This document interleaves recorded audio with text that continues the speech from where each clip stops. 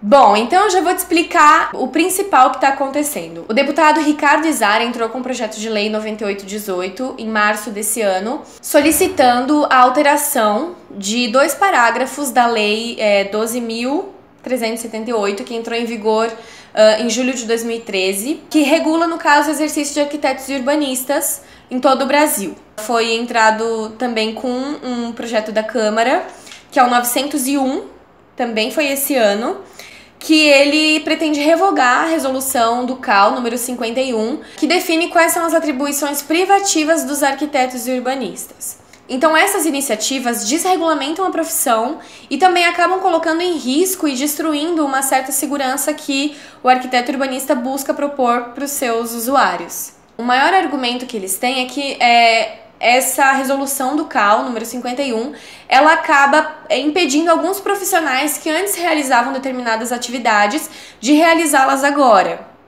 E até aí eu acho que é muito importante ser conversado sobre isso, porque em alguns momentos o CAL realmente pode ter se equivocado. Então eu vou falar um pouquinho aqui sobre as profissões que se sentiram um tanto afetadas e vou falar também o que eu acho sobre isso. Vou tentar ser objetiva, prometo. Geógrafos, topógrafos e engenheiros agrimensores.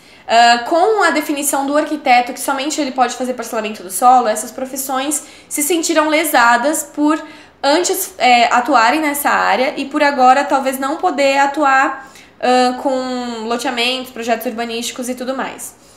Para esclarecer, essas profissões têm o conhecimento necessário para atuar no urbanismo. Isso é fato. Eu acho que é um equívoco, talvez, impedi-los de atuar com parcelamento do solo, mas não acho que deveria ser uma responsabilidade apenas deles. Deveria ser dos dois. Porque tanto topógrafo, quanto engenheiro agrimensor, quanto geógrafo, eles entendem as condições do solo, eles entendem o que pode ou não pode ser feito no sentido de intervenções mesmo. Porém, o arquiteto, ele é quem entende o parcelamento do solo no sentido de impacto, no sentido urbanístico mesmo, de funcionalidade de uma gleba. Então eu acho que deveria ser responsabilidade tanto dos profissionais que estudam o solo em si e as suas condições, quanto do arquiteto que estuda então o urbanismo. Eu acho que deveriam trabalhar juntas, sim. Outras profissões que também se sentiram afetadas: antropólogos, museólogos, arqueólogos e conservadores e restauradores. Bom, essas profissões, elas trabalham muito com a história realmente, com cultura, com antiguidades, né, como arqueólogo, museólogo, enfim.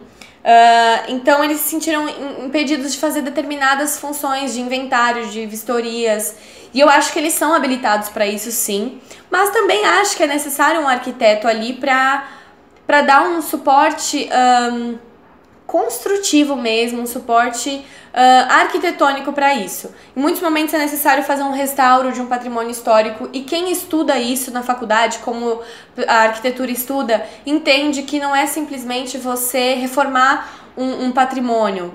Tem toda uma história, você precisa manter o aspecto original, você precisa estudar como que foi feito o sistema construtivo da época e se adequar ao sistema construtivo da época. Então é mais um momento onde eu acho que as funções precisam andar juntas. O paisagismo, ele não envolve só a questão estética. Na questão estética, o arquiteto é totalmente capaz para fazer. Mas a questão biológica mesmo, a questão da fauna, da flora, a questão de atuar com plantas adequadas para o ambiente, eu acho que aí é extremamente necessário que os profissionais da área da biologia mesmo entrem junto com arquitetos nisso. Eu estudei paisagismo, em uma das minhas matérias de paisagismo na faculdade, nós fizemos... Em um dos projetos na minha faculdade, a matéria envolvia projeto urbano e envolvia paisagismo. E para isso, nós tivemos um biólogo presente em muitas das nossas aulas para que ele pudesse dar o ver dele sobre o nosso trabalho.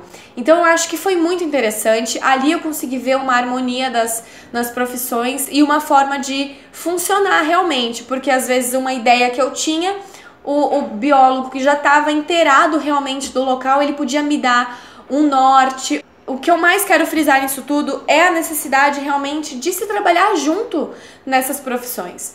Eu concordo com o que muita gente está falando, que essas profissões realmente se sentem lesadas, mas eu quero te dizer também que o CAL em nenhum momento quis impedir que em nenhum momento o CAL quis monopolizar para si algumas funções, ou dizer que só nós arquitetos somos capazes de trabalhar com isso. Eu vejo que a maior preocupação foi de que fosse trabalhado de acordo, que cada profissão trabalhasse de acordo com a sua matriz curricular e também e que as funções fossem executadas mediante um ensino superior disso, uma graduação, entende? Então, foi um equívoco em alguns momentos, sim, mas em nenhum momento a intenção foi de bloquear alguém ou de atrapalhar, e sim de proporcionar uma segurança para os seus usuários. Também tem sido falado sobre a lei, que ela atrapalhou muitos profissionais e tudo mais, mas eu gostaria de atentar para 2 parágrafos aqui no artigo 3, que falam que serão consideradas privativas de profissional especializado as áreas de atuação nas quais a ausência de formação superior, ou seja, capacitação, expõe o usuário do serviço a qualquer risco de danos materiais, segurança, saúde ou meio ambiente. Então, de forma nenhuma, a vontade foi impedir que determinados profissionais atuassem nas suas áreas.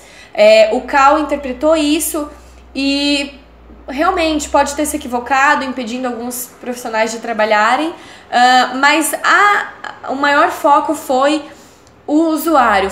Então, assim, o objetivo é ótimo.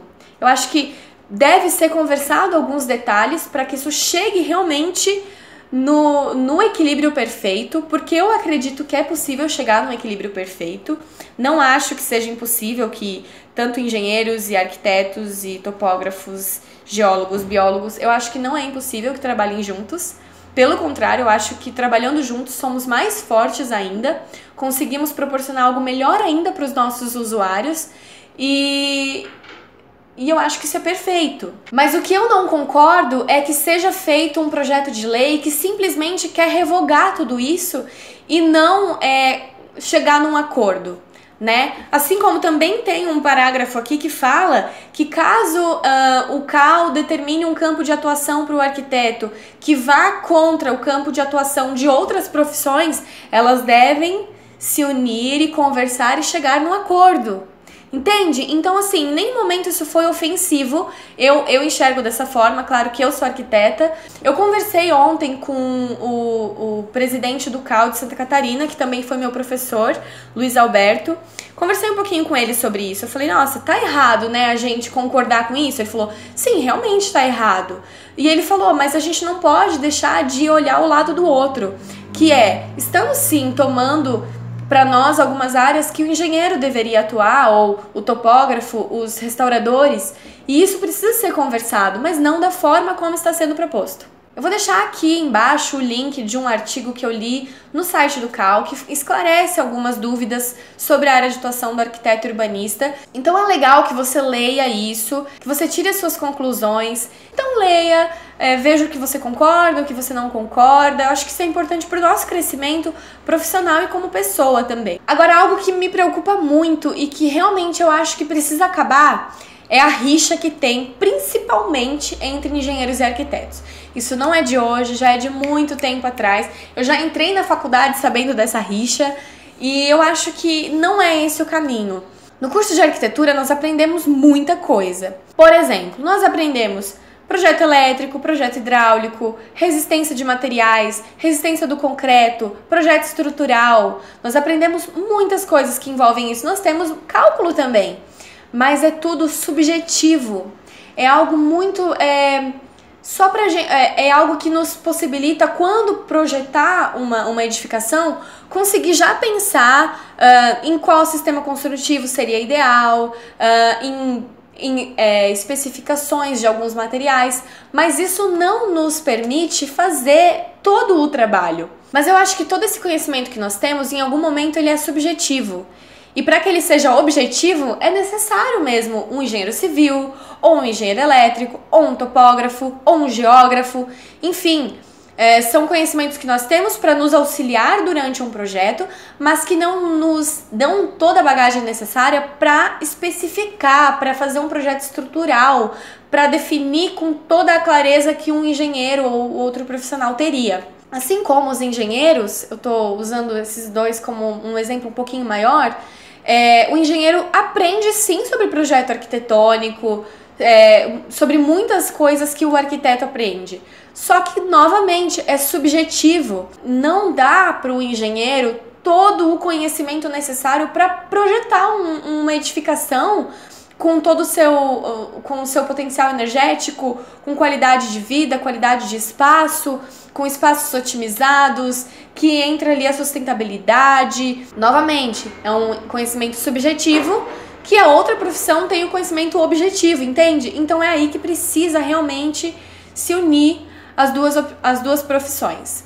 Infelizmente, me deixa muito triste ver que nessa rixa tão grande entre engenheiros e arquitetos, tem pessoas que realmente são tão fechadas a isso e realmente preferem dizer que o arquiteto não serve para nada, que o arquiteto é um engenheiro frustrado, que o arquiteto não teve peito suficiente para estudar cálculo e prefere ficar ali só com desenho. Gente, isso é um absurdo, porque só nós que estudamos realmente sabemos o tanto de dedicação e de estudo que envolve cada coisa que hoje nós somos capazes de executar. Então, o que eu quero dizer com isso é que existe sim uma possibilidade de todas essas profissões trabalharem juntas, e eu acho que esse deve ser o nosso maior objetivo, e não brigar de quem é melhor, de quem tem que fazer, de quem não pode fazer. Eu acho que deve ser buscado um equilíbrio nisso tudo. E eu, como arquiteta, estou comprometida a fazer isso funcionar. Então, isso é o certo. E pra mim, isso deveria acontecer. Infelizmente, não acontece, porque tanto arquitetos como engenheiros e outros profissionais são orgulhosos demais. E eu acho que deveria ser prezado a complementação dos serviços. Eu não posso deixar de citar algo que realmente foi muito ofensivo para todos os arquitetos, e eu sei que se você é arquiteto e está assistindo isso, vai saber do que eu tô falando. No ano passado, o CREA fez uma campanha no dia do engenheiro civil e fez um banner lá que dizia: projeto arquitetônico é com engenheiro civil. Então, tá vendo como isso é muito triste? Apesar de ser lógico que tá equivocada essa frase, parece que realmente eles acham que é da parte deles fazer isso. E isso me dá uma sensação de que na cabeça dessas pessoas, o arquiteto tá aqui só pra atrapalhar. E na verdade não é isso. Nós estamos aqui, deveríamos estar aqui para nos complementar. O que eu tenho para dizer sobre tudo isso? Eu sou contra o projeto de lei e também o projeto da Câmara. Eu votei nas enquetes com discordo, e não porque eu ache que não deve ser dado o devido valor para todos esses profissionais, até porque é exatamente isso que eu tô falando no vídeo todo, mas porque eu acho que este não é o caminho. O caminho não é você simplesmente revogar uma resolução. O caminho é que os conselhos se unam, que os conselhos façam uma audiência, uma assembleia e tentem chegar a um equilíbrio. Isso é possível. Infelizmente, como eu falei, devido ao orgulho, as pessoas não estão abertas a isso, mas eu acredito que é possível isso acontecer e que isso deveria acontecer. Te convido a votar, se te interessar, e claro, vote de acordo com a sua consciência. Eu espero aqui ter esclarecido algumas coisas, ter ajudado. Eu acho que realmente precisa ser considerado tudo isso, toda essa polêmica que está acontecendo precisa ser levada em consideração pelo CAL também, mas eu acho que a forma como isso está sendo abordado está sendo um pouco errada demais. Então é isso, gente, esse foi o vídeo de hoje, dessa semana. Eu volto semana que vem e espero que vocês tenham gostado do tema desse vídeo. Deixem os seus comentários, sejam positivos ou negativos. Eu acho que a discussão, como eu já falei num outro vídeo dos fatos da arquitetura, a discussão faz parte da nossa formação, discussão construtiva. Então, se quiser deixar sua contribuição, você é muito bem-vindo aqui, tá bom? Se inscreva no canal se você quiser e na semana que vem a gente se encontra. Tchau!